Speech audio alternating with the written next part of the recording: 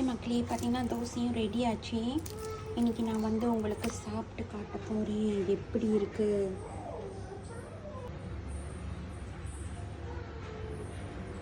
Okay, நம்ம ஆரம்பிக்கலாமா?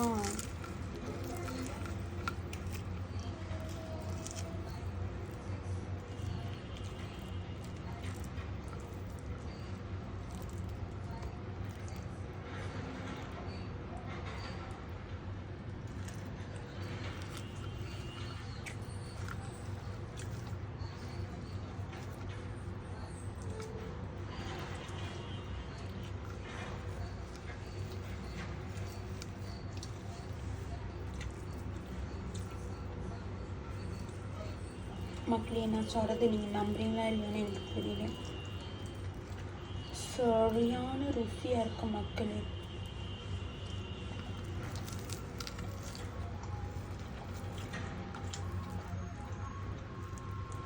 சரியான ருசியாக இருக்கு. புழுப்பாக இருக்கு,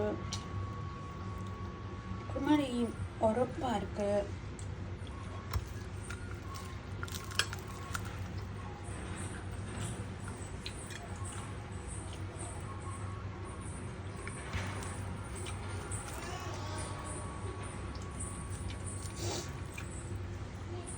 உங்களுக்கு பிடிச்சிருந்தா நீங்களும் வீட்டில் ட்ரை பண்ணி பார்த்துட்டு எனக்கு எப்படி இருக்குது கமெண்டில் சொல்லுங்கள். ரொம்ப ருசியாக இருக்குது மக்களே. தேங்க்யூ ஃபார் வாட்சிங். ஹாய் மக்களே, குட் மார்னிங்.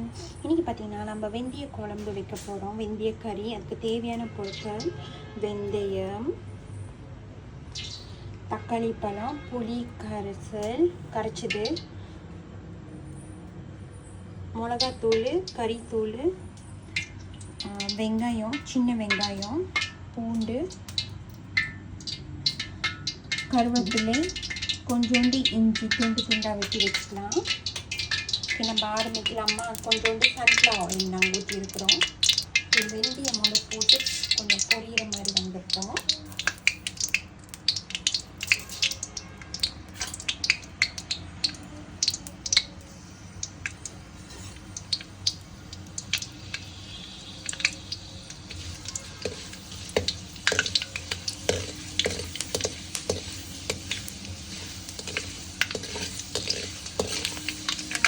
பொரியிற மாதிரி வந்தோடனே நம்ம சின்ன வெங்காயம் போட்டுக்கலாம்.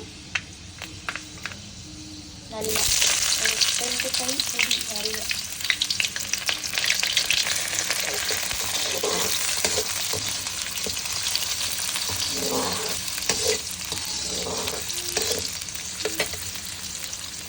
அதுக்கப்புறம் இந்த சின்னதாக பூண்டு கட் பண்ணது, கருவேப்பிலை எல்லாத்தையும் ஒன்றா போட்டுக்கலாம்.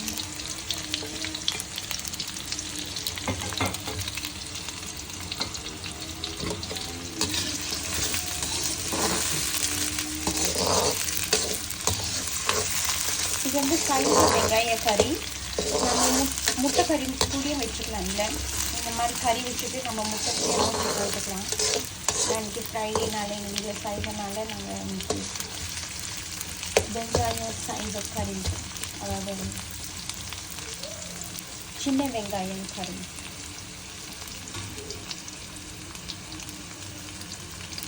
இது நல்லா பொரிஞ்சு வரட்டும். அதுக்கப்புறம் தக்காளி பழம் சேர்த்துக்கலாம். நம்ம நல்லா ஒரு தக்காளி பழம் கை நிறைய.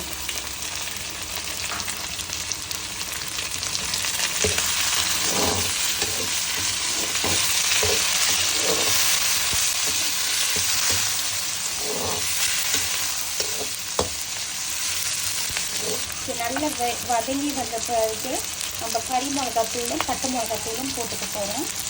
அதோடு நம்ம வதக்கினா அதையே வதக்குறோம்னா அப்போ தான் இந்த மிளகாத்தூள் வாடை அடிக்காது.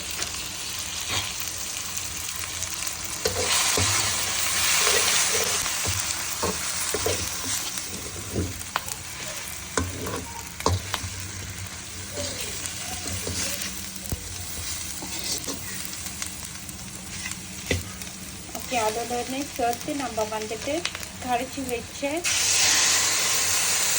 புளி தண்ணியை ஊற்றிட்டு போகிறோம்.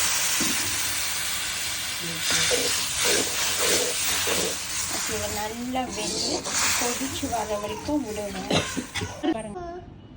ஹாய் மக்களே, இங்கே பாருங்கள், என் மக கையில் மருதாணி வச்சுருக்கேன். அப்படியே ஆடாமல் அசையாமல் இருப்பா.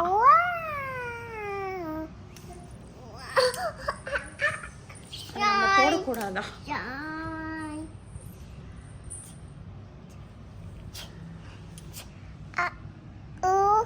மக்கள் அம்மா ஷோ யோர் ஹேண்ட் காட்டுங்க.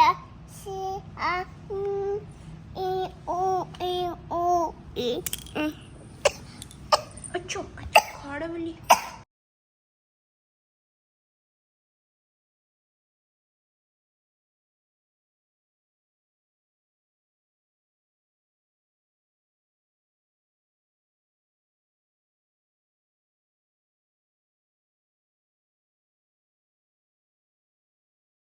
மக்களே, அப்புறம் பார்த்தீங்கன்னா கொஞ்சம் தண்ணி விட்டு நம்ம நல்லா இந்த மாதிரி கொதிச்சு நல்லா வந்த பிறகு இங்கே பாருங்கள், நல்லா இந்த மாதிரி கொதிச்சு வந்த பிறகு நம்ம தேங்காய் பால் ஊற்றிட்டு போகிறோம். ஓகே, நம்ம தேங்காய் பால் ஊற்றிட்டு